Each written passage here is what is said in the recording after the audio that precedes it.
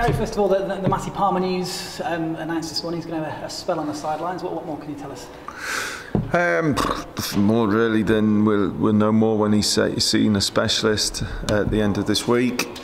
A real blow for the lad first and foremost, because I think he was starting to really come into the form that we saw early pre-season and the first couple of games.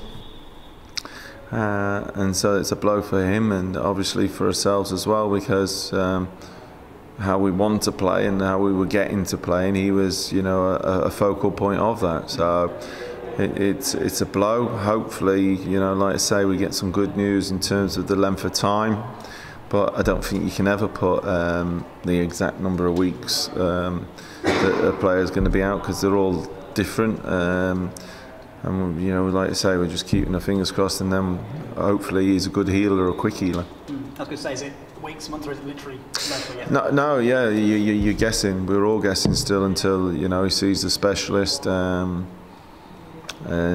terms of the actual number of weeks and that we're hoping for rather than months. And you mentioned the blow for him and then the blow for the team as well. Yeah. In the centre with Callum, that was really starting to bear fruit. Yeah, definitely. Like I say, you know, we brought Cookie in for a reason, knowing that he would complement Palms, and they did. And you know, in the games that they played together already, you saw the connection that they had and how they played the game similar, and that was enabling us to, in my opinion, play how we would like to play, and especially with the ball. Gives you the selection header then for this weekend. How many options and what options do you have to replace him on Saturday?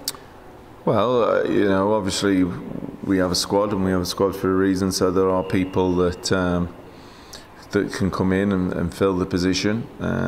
There's one or two other things that we could possibly do. So you know, over the course of yesterday and today, we've had a little look at one or two things that we feel that would, you know, hopefully cause Swindon some problems. Is it a team that you've had in mind right from Monday, or is it something that sort of generates itself throughout the week? I think when you initially drive away from the ground on Saturday, your brain starts working in terms of how you see the following game, and obviously, like I say, there are one or two things that we can do that we've had a look at early doors to try and see if that will work for us. And you've got the added headache of Ben already missing, obviously, and James will be missing as well. Yeah, and Jordan Gibson and Joe Riley, and so, you know, this is when your squad comes together, and we had a behind closed doors friendly on Tuesday to give those lads minutes, so that, you know, when their opportunity arises, that, you know, they're not short on match practice, and they have no excuses to throw at the manager for not being ready.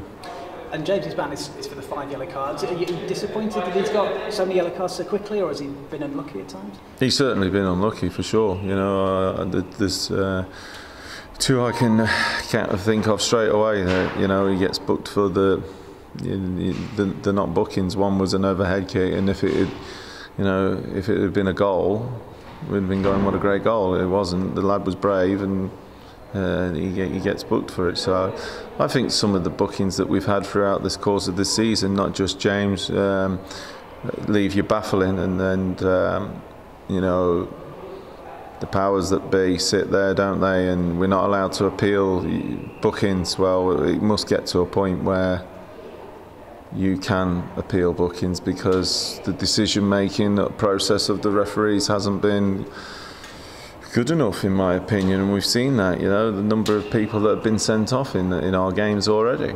It's just crazy. Do you see a time when you're able to do that? Then? Do you think that's on the horizon? No, I don't. Should do, but I don't. It'd be for the benefit of the game, but no. They go and get involved in other things that aren't as important, shall we say. And replacing James up front, Remy and Shea would be the obvious choices. How have they been ahead of Saturday? Well, like I say, Shea McCartan scored in the game that we had behind closed doors, so that would do his confidence the world of good. Remy, we've seen the impact that he's made off the bench already. Even last weekend, you know, he had the opportunity and nearly caught the goalie out with how quickly he takes his chance, and he is he's a goal scorer, and he's a natural, you know, in that sense. So he's someone that obviously comes into contention. But I suppose you've had a week to prepare, which has not been the case so far this season. It's been fairly fast and frantic. 14 games in 2 months, somebody told me, which is staggering when you actually, you know, put it down like that. And then obviously then you come into this situation where you have a free week, and it's been great for us to have that time. Like I say, getting minutes into others that needed to, and at the same time be able to keep working the others. And it'll be like that for a couple of weeks at least. Yeah, it's great. I just need the weather to stay out. A bit of water will be nice. Yeah. Swindon this weekend then. Yes. A lot of the talk has been about the form of Owen Doyle, of course, on loan from here. You'd be pleased that he's finding form. Is there a little bit of green ice perhaps as well? No. The move was, you know, for all parties, and you know, we're happy that he's gone there and started scoring goals again, because that's you know, that's what he does. And if he continues that vein of form, could we see him back? Quite possibly. You know, that's something that the powers above me organised when everything was getting sorted. But you know, then we'll review all that in January. But you know, Saturday is Swindon Town without Owen Doyle, and they have several good players that can come in for him on top of the several good players they already have in their team. And Swindon as a whole, what are you expecting from them? Calvin was saying before, you may have to get used to sort of quite a few spells without possession. Yeah, they're a good team with the ball. They play a certain way, and like I've just said there, you know, they've got some really good individuals. They're a possession-based team. We have to be organised for sure without the ball, but you know, we possess a threat ourselves with the ball, and I think our stats over the last 2 games have been something ridiculous, like 63, 64 crosses in 2 games, which is a staggering amount. And so we possess a threat. We needed to be better on getting on the end of them, or a better selection of cross. But it's something that we will continue to do because of what we have in wide areas, and certainly backing up those wide areas and at the top end of the pitch. And I think it's a strength of ours that we continue to build on. And I suppose your players have to be patient at times when not in possession. Will the crowd have to be as well on Saturday? The crowd have been very good with us all along, and they understand that no team has the ball for 90 minutes, and so they've been very vocal and very supportive. I think the last 2 home games we found ourselves going a goal down, but they stayed with us and got us through it with their support, and no doubt they'll play their part again on Saturday. And just finally, 11 games in, what's your assessment of the league so far? Honestly, I don't think it's settled down. Normally 10 games is the benchmark, isn't it? But I don't think it's anywhere near settling down, and that's been proven. You can go all the way down, dare I say, to teams that are in 20th place at this moment in time, and then there are teams that are in the bottom 2, 3, 4 that, come the end of the season, I don't think they'll be anywhere near that, in my opinion. So I think it's another 10 games before it'll settle down again, and you'll have a real idea then. You mentioned some of James's bookings were a bit dubious, to say the least. Do you think there's or is there? No, you said dubious. I said dubious, yeah. Is there a worry that referees are now looking for him, and he's maybe getting unfairly treated? I couldn't possibly answer that in the sense of, are they looking for him? But I would probably say no, because of the fact that there's other bookings to other players in our team and the opposition. I'm not just talking about our team. I'm talking about some of the decisions against in the opposition, where you think, well, that's not a booking either. But you can't take the competitiveness away from him, because that's his game, and I won't be telling him to do that.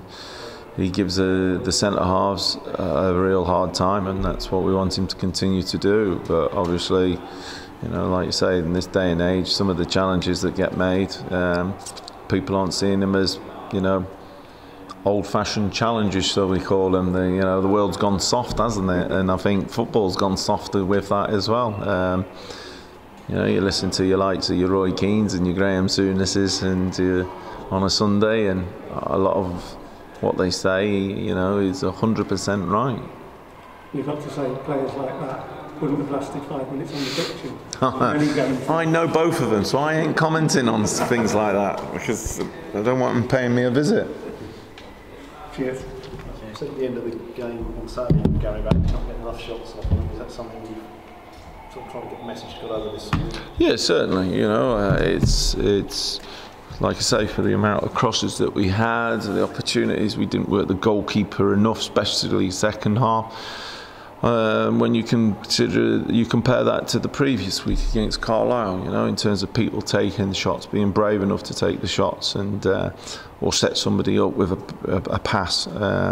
So again, you know, like I say, a lot of the work we have focused on our attacking play. Given the number of opportunities you created and crossing that, it's probably surprising you haven't scored more goals, isn't it? Yeah, if you were, you know, looking at the first 10, 11 games of and asking us for something, that would be a fair reflection. And as a group, I think they would tell you the same. You know, individually and collectively, that for what we have been and how we have been in the attacking third, especially, we should have had more goals. Obviously, the old cliche to say you'd be more worried if you weren't creating chances, but there are a lot of opportunities being. Yeah. We've had that conversation this week, and I think what you do is you look at the work that you're doing, and you look at the opportunities. You look at, like I say, if they're stood still in the box or they're not on the move, you know, looking for a chance. But you can't level that at any of our strikers or our wide men. To be fair, they're all wanting to get in on the end of something. So it is sometimes a case of just keep doing what you're doing, and then it'll come. I have to say, quite a lot of those chances, the goalkeepers have pulled out some really good saves as well. You know, the lad at Cheltenham, when it got 3-2 down to, you know, at the death, he pulls off a great save from Vorney's header. That's just one that jumps in. So, like I say, we've got to just keep focusing and keep working on the work that we're doing, because we are creating a hell of a lot of chances.